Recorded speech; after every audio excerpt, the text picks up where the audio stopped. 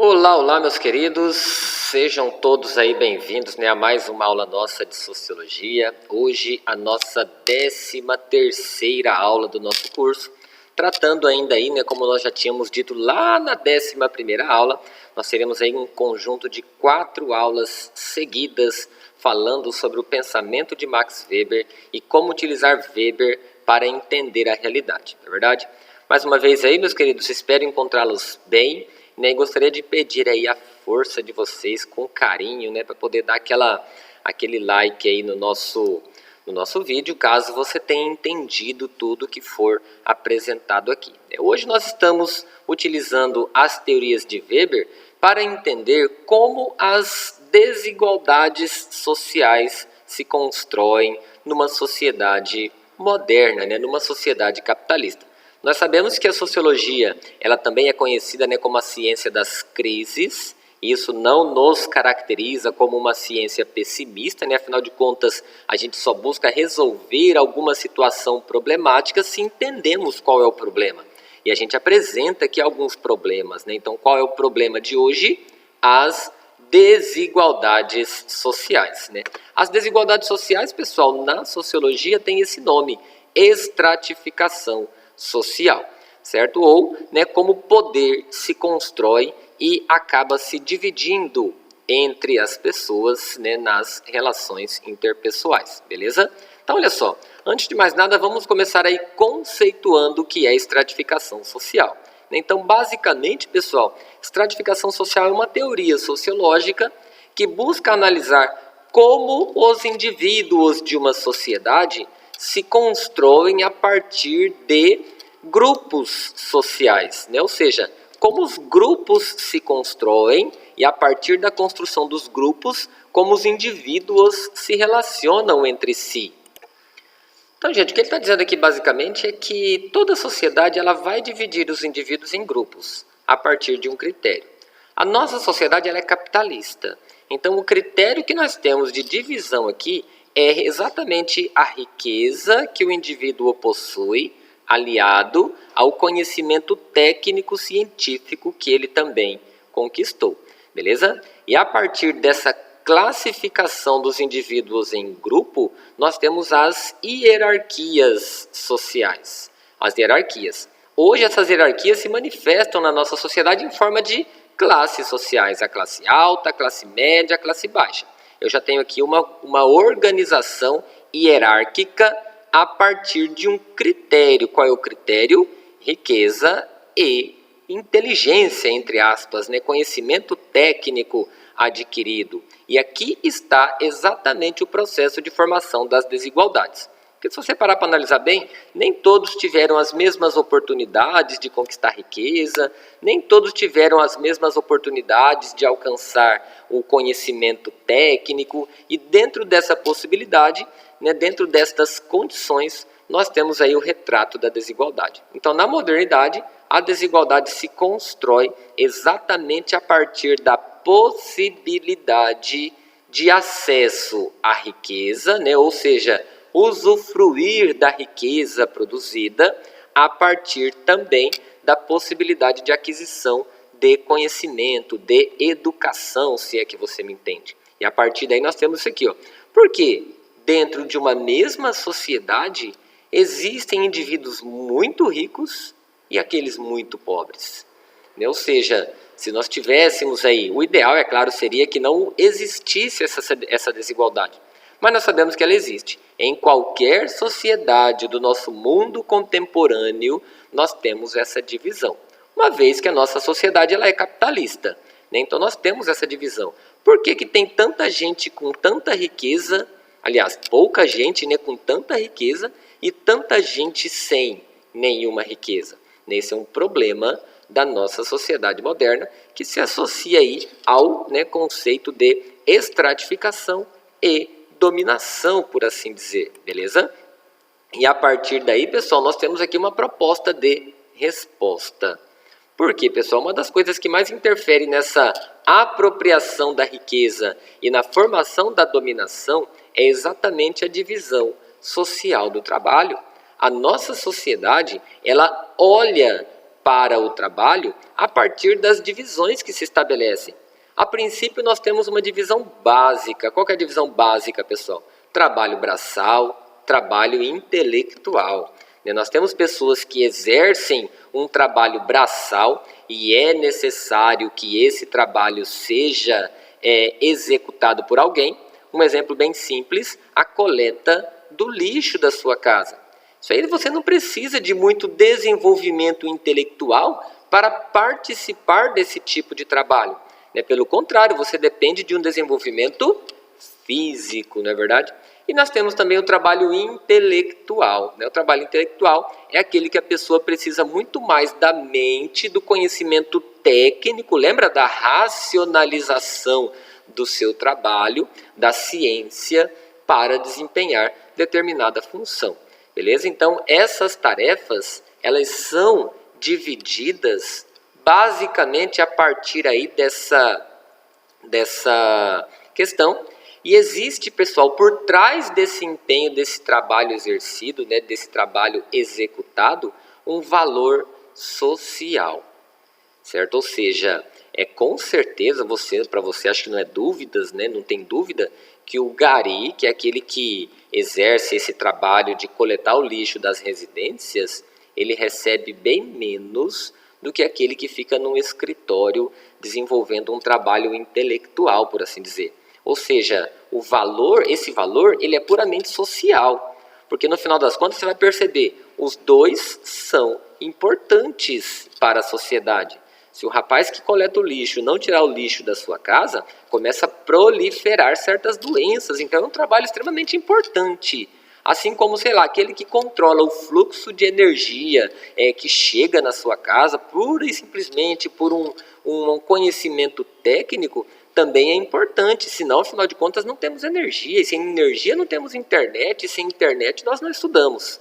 Está entendendo? Então, os dois têm trabalhos extremamente importantes, porém, com um valor social diferente, certo? Lembra daquela máxima que você já deve ter ouvido com muita frequência? Estuda para ser alguém na vida. Ou seja, ser alguém na vida depende do trabalho intelectual. Então a modernidade ela tem essa característica, por meio dessas construções, ela vai dividindo os trabalhos. E a divisão do trabalho gera esse fenômeno que nós chamamos aí de especialização, as especialidades. Futuramente você vai ser, pegando as profissões clássicas aí, você vai ser médico, você vai ter que se especializar numa área da medicina. Você vai ser advogado, advogada, você vai ter que se especializar numa área do direito. Você quer ser professor, professora, você vai ter que se especializar numa área da docência. Você quer ser motorista, você vai ter que se especializar em uma categoria, Categoria A, categoria B, categoria C, categoria D, categoria E. Ou seja, não importa o que você vai fazer, você vai ter que se especializar numa área. E o que Weber vai fazer aqui, pessoal, que a gente vai utilizar isso na próxima aula nossa, que vai falar de religião e capitalismo, o Weber vai associar toda essa construção da sociedade moderna, vai aliar a uma questão puramente religiosa. Inclusive, numa das suas obras mais conhecidas, a Ética Protestante, que é puramente religiosa, o protestantismo, ele é cristão, é uma religião cristã, moderna, surge também na modernidade, a ética protestante e o espírito do capitalismo. E aí, nesta obra, nós vamos perceber aí que existe uma relação muito íntima, segundo Weber, entre o capitalismo e a religião. Entre o capitalismo e a religião. E aí os homens de negócio, os homens bem-sucedidos, são aqueles que vivem a partir dessa esperança de que Deus abençoa o trabalho. Lembra aquelas máximas? Deus ajuda quem cedo madruga? Ou seja, esse é um exemplo de que a religião está intimamente ligada aí ao processo de desenvolvimento do capitalismo.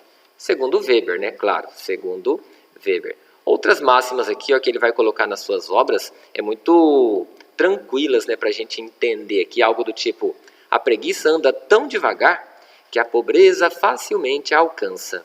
Ou seja, pessoal, o desenvolvimento, né, da riqueza e dos frutos que essa riqueza produz não pode se aliar à preguiça. Rafael, o que isso tem a ver com a questão religiosa? Para aqueles que são religiosos aí vão saber. A preguiça é um pecado.